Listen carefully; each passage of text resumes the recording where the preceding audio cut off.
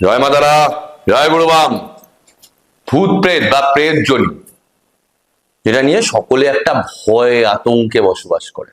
অবশ্যই সকলে ভয় পাওয়ারই কথা। কারণটা কি? অনেক সময় দেখা যায় আমরা রাস্তাঘাট দিয়ে হাঁটছি বা রেল লাইনের ধার দিয়ে হাঁটছি, আমাদের মনে হচ্ছে, বা একা কোনো ট্রেনেই বা একা কোনো বাসে আসছি, মনে হচ্ছে আমাদের পাশে কেউ হাঁটছে বা কেউ বসে আছে। বা অনেক সময় আপনারা লক্ষ্য করে দেখবেন, যাতায়াত করার সময় গাটে যেন হালকা করে কেউ টাচ করে বেরিয়ে গেল, হঠাৎ করে একটা ভালো গন্ধ বা বাজে গন্ধ আপনাদের অনুভব হয়। তাই কিছু জিনিসকে একটুখানি মাথার মধ্যে নেবেন। রাত্রির কালে যখন বেরোবেন, মহিলারা কখনোই চুল খুলে বেরোবেন না এবং সেন্ট লাগিয়ে যে বেরোবেন না।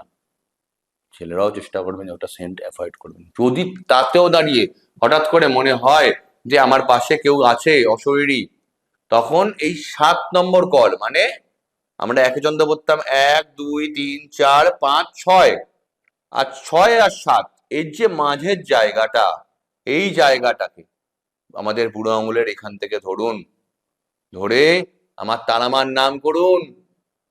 সমস্ত জগতের ভূত প্রেত যার পায়ের তলায়, যিনি তাড়াতাড়ি সকলের অধিষ্ঠাত্রী দেবী, স্বয়ং সদ্যজাত মহাকাল ভৈরব সহিত নীল সরস্বতী তারা দেবী নমঃ, সেই মহারানীকে স্মরণ করুন জয় মা তারা বলে।